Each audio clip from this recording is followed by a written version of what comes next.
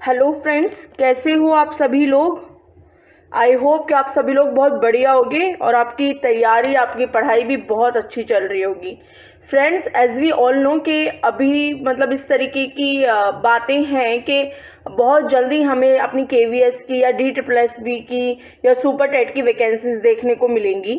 तो उनमें एक साइंस का पोर्शन है जो कि बहुत ही ज़्यादा इम्पोर्टेंट है और क्रूशियल भी है।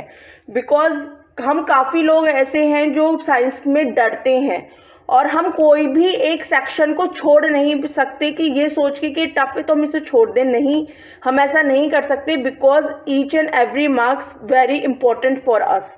तो इसीलिए आज मैं जो आपके लिए वीडियो लेकर आई हूँ, इसमें लाइफ प्रोसेसेस पढ़ेंगे। ये चैप्टर उन सभी एग्जाम्स के लिए बहुत इंपॉर्टेंट है जहाँ साइंस पूछी जाती है। आज इसमें हम न्यूट्रिशन या पोषण पढ़ेंगे और इसके जो नेक्स्ट पार्ट होगा उसमें मैं डाइजेस्टिव सिस्टम या पाचन तंत्र पढ़ाऊंगी और ये हम 2 पार्ट्स में कवर करेंगे। तो चलो फिर स्टार्ट करते हैं।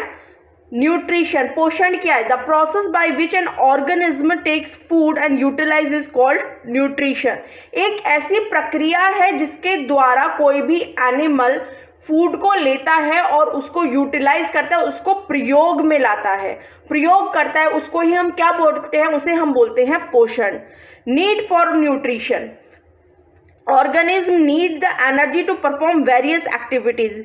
एज वी ऑल नो कि हम लोगों को बहुत सारे दिन में काम करने पड़ते हैं, भागना दौड़ना, पढ़ना, खाना पीना और भी बहुत सारे काम हैं। वो सारे करने के लिए हमें एनर्जी की ज़रूरत पड़ती है, ऊर्जा की रिक्वायरमेंट होती है।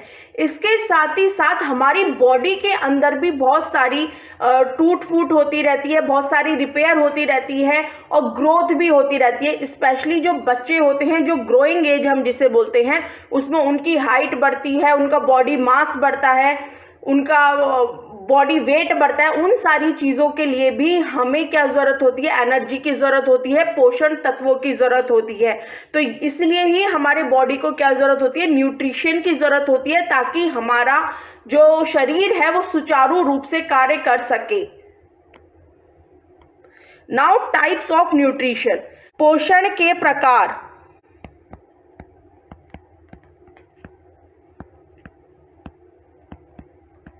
यहाँ आप देखो, जो पोषण के प्रकार हैं हम उनको मोटे मोटे तौर पे 2 पार्ट्स में डिवाइड कर सकते हैं। Autotrophic nutrition, heterotrophic. फ्रेंड्स, जहाँ पे भी वर्ड ऑटो आ जाए ना, उसका मतलब ही होता है स्व, खुद से करना। जैसे हम बोलते हैं ना ऑटोमेटिक मशीन्स। क्यों बोलते हैं उन्हें ऑटोमेटिक मशीन्स? क्योंकि वो अपना कार्य खुद कर पाती हैं, हमें उनके साथ बहुत ज़्यादा मेहनत करने की ज़रूरत नहीं पड़ती। उसी तरीके से ऑटोट्रॉफिक मतलब ऐसे जीव जो अपना खाना खुद बना लेते हैं। और हाँ, हम सभी जानते हैं कि हमारी पृथ्वी पे जो ऑटोट्रॉफिक जीव हैं या जिनमें खुद अपना भोजन बनाने की क्षमता है, वो कौन है? वो हैं पौधे हैं और कुछ शैवाल हैं, कुछ और क्या है? बैक्टीरिया हैं। तो ये सारी चीज़ें ही हैं जो अपना भोजन स्वयं बनाती हैं। जैसे कि आप यहाँ देख सकते हो कि in autotrophic mode organism use simple inorganic matters like water, carbon dioxide in the presence of light and chlorophyll. ये मतलब जो फोटोसिंथेसिस है, जिसे हम हिंदी में क्या बोलते हैं? फोटोसिंथेसिस को हम बोलते हैं प्रकाश संश्लेषण।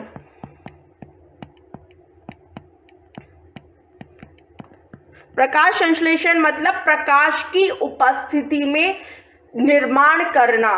फोटो भी कहीं पे भी वर्ड आ जाए तो इसका मतलब क्या होता है? लाइट होता है। तो प्रकाश की उपस्थिति में पौधे क्या करते हैं? अपना भोजन स्वयं बनाते हैं। वो इन अकार्बनिक तत्वों जैसे कि पानी, कार्बन डाइऑक्साइड की मदद से उनकी पत्तियों में क्या पाया जाता है? एक पिगमेंट पाया जाता है, एक वर्णक पाया जाता है जिसे क्लोरोफिल कहते हैं।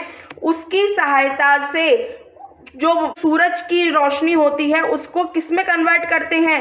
उसको वो शुगर में कन्वर्ट करते हैं, शर्करा में कन्वर्ट करते हैं और अपने भोजन का निर्माण वो स्वयं करते हैं। यही प्रोसेस क्या कहलाता है? यही प्रोसेस फोटोसिंथेसिस कहलाता है।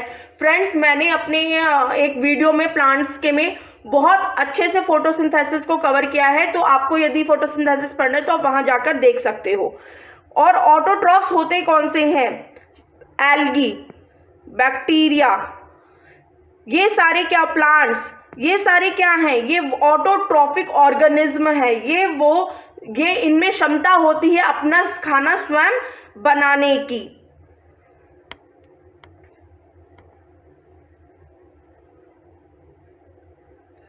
अब आता है हमारा ऑटोट्रॉफिक न्यूट्रिशन में अब होता क्या है।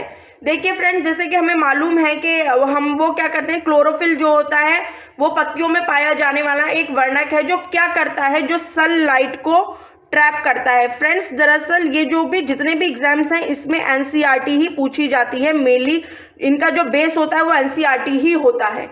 इसलिए जो भी चीज़ें एनसीईआरटी की बुक्स में दी हुई हैं मैं वही लेकर आई हूँ। तो उनमें ये इस तरीके के स्टेप्स दिए हुए हैं, मैंने इसलिए ही इनको यहाँ इस तरीके से शो किया है। जैसे कि यहाँ पे क्या है, जो क्लोरोफिल है वो क्या करता है, क्लोरोफिल लीव्स के अंदर पाया जाता है और वो सनलाइट को ट्रैप करने का काम करता है। और इसमें क्या कहते हैं, absorb light energy gets converted into chemical energy. हो सकता है आपसे पूछ लिया जाए कि बताइए लाइट एनर्जी को हम प्लांट जो है किस में कन्वर्ट करते हैं, तो वो किस में करते हैं, केमिकल एनर्जी में कन्वर्ट करते हैं, मतलब रासायनिक ऊर्जा में कन्वर्ट करते हैं।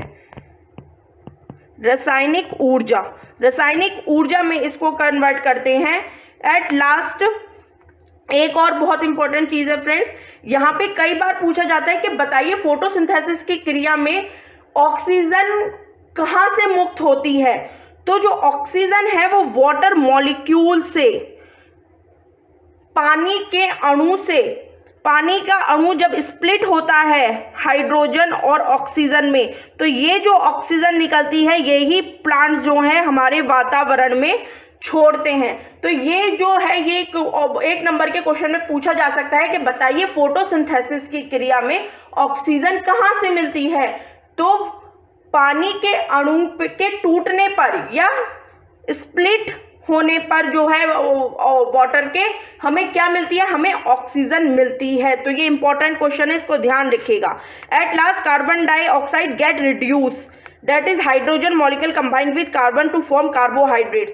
एक चीज और आपसे ये भी पूछा जा सकता है कि बताइए या कार्बन डाइऑक्साइड है उसका ऑक्सीडेशन हो रहा है फोटोसिंथेसिस की रिएक्शन में या उसका रिडक्शन हो रहा है। ऑक्सीडेशन मतलब ऑक्सीकरण हो रहा है, या रिडक्शन मतलब रिड्यूस होने का मतलब क्या होता है, अपचयन होना, या उसका अपचयन हो रहा है।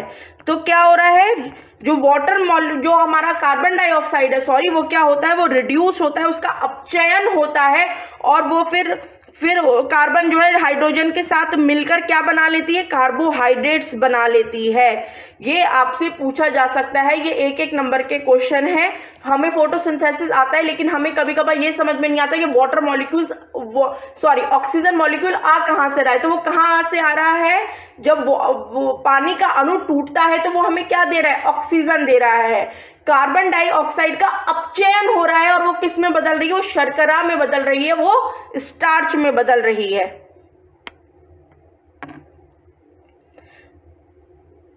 अब हमने ऑटोट्रॉफिक न्यूट्रिशन तो देख लिया, अब यहाँ पे हम एक बार देख लेते हैं heterotrophic nutrition. Every organism is not capable of preparing food on its own. Such organisms depends on other for their nutrition. जैसे कि हम सभी को मालूम है फ्रेंड्स कि जो प्लांट्स हैं, जो एल्गे है और क्या है बैक्टीरिया है, इनको छोड़ के कोई भी चीज अपने भोजन का निर्माण खुद नहीं कर सकती और सारे जीव दूसरों पे डिपेंड रहते हैं अपने भोजन के लिए या अपने सर्वाइवल के लिए। तो इस तरीके के एनिमल्स क्या करते हैं, वो हीटरोट्रॉपिक न्यूट्रिशन करते हैं। हीटरोट्रॉपिक न्यूट्रिशन का मतलब ही होता है कि हम या कोई भी एनिमल दूसरों पे डिपेंड है अपने न्यूट्रिशन के लिए। इसी तरीके के न्यूट्रिशन को हम क्या बोलते हैं, हीटरोट्रॉपिक न्यूट्रिशन बोलते हैं। जो अपना खाना खुद नहीं बना सकते, वो दूसरों पे डिपेंड रहते हैं। अब टाइप्स ऑफ न्यूट्रिशन, जैसे कि हम सभी को मालूम है कि हमारी एनिमल्स की ईटिंग हैबिट्स की वजह से उनको 3 पार्ट्स में, उनको 3 कैटेगरीज में डिवाइड किया गया है। पहली है हर्बीवोर्स, मतलब शाकाहारी। नाम से ही पता चल रहा है हर्बीवोर्स फ्रेंड्स, जो वर्ड है वो आया है लैटिन वर्ड हर्बा से, जिसका मतलब होता है ग्रीन प्लांट्स। इसका मतलब क्या होता है, ग्रीन प्लांट्स। इसलिए ही जो एनिमल्स अपने फूड के लिए, अपने खाने के लिए, अपने सर्वाइवल के लिए प्लांट्स पे डिपेंडेंट होते हैं, उनको ही हम क्या बोलते हैं, शाकाहारी। जैसे कि हमारी यहाँ पे पिक्चर में भी आप देख सकते हो, हमारी काऊ हो गई या बफेलो हो गई या गोट हो गई या डियर हो गई, ये क्या है, ये है शाकाहारी एनिमल्स। जो एनिमल्स दूसरों के मांस खाते हैं, जैसे कि यहाँ पे ये खा रहा है, उसी तरीके से टाइगर लॉइन जो कि दूसरों को मार के खाते हैं, दूसरों का मांस खाते हैं, फ्लैश ईटर्स होते हैं, उन्हें ही हम क्या कहते हैं, कार्निवोर्स या मांसाहारी। ओमनिवोर्स वो एनिमल्स होते हैं जो दोनों खाते हैं, जो प्लांट्स को भी खाते हैं और एनिमल्स को भी खाते हैं, उन्हें हम क्या बोलते हैं, ओमनिवोर्स बोलते हैं, सर्वाहारी बोलते हैं। सर्व मतलब सब कुछ खाने वाले, यहाँ आप नाम से भी मीनिंग निकाल सकते हो कि सब कुछ खाने वाले, मतलब प्लांट्स को भी खाने वाले और एनिमल्स को भी खाने वालों को हम क्या बोलते हैं, सर्वाहारी या ओमनिवोर्स बोलते हैं। अब हीट्रोफिटिक न्यूट्रिशन में ही जो हमारा एक आता है, वो आता है हमारा सैप्रोफिटिक या मृतोपजीवी। इसका क्या मतलब होता है friends? The mode of nutrition in which organism feed on dead और डिकेइंग मैटर। भाई बहुत सारे जैसे कि जंगल भी होते हैं, उसमें बहुत सारे एनिमल्स मरते हैं कि भाई कोई हिरन मर गया या कोई और एनिमल मर गया, तो उसमें से कितनी बदबू आने लगती है। कभी कभी ऐसा होता है हम रोड साइड से जा रहे होते हैं और हमें बहुत ज़्यादा स्मेल आती है, तो हमें पता चल जाता है कि कोई एनिमल मरा हुआ है। तो उस पर क्या होते हैं, बहुत सारे बैक्टीरिया, फंजाई उस पर अटैक कर देते हैं और उसकी बॉडी में जो भी ऑर्गेनिक मटेरियल है उसको छोटे छोटे अणुओं में तोड़ देते हैं और उनसे फिर अपना फूड लेते हैं।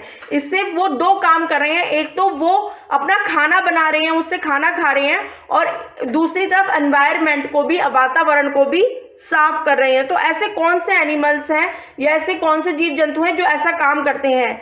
जैसे कि बैक्टीरिया, फंजाई, इंडियन पाइप, ये सारे क्या हैं, ये एक ऐसे ऑर्गेनिज्म हैं, ये माइक्रो ऑर्गेनिज्म हैं जो दूसरों की डिकेइंग बॉडी को या फिर डिकेइंग मटेरियल को छोटे छोटे पार्ट्स में तोड़ते हैं और उससे अपना खाना लेते हैं। मृतोपजीवी, मृतोप से ही आप समझे हुए हैं कि ऐसे जीव जो मर गए हैं उनसे अपना पोषण लेने वालों को ही हम क्या बोलते हैं इस तरीके के न्यूट्रिशन को क्या बोलते हैं, सैप्रोफिटिक न्यूट्रिशन या मृतोपजीवी पोषण।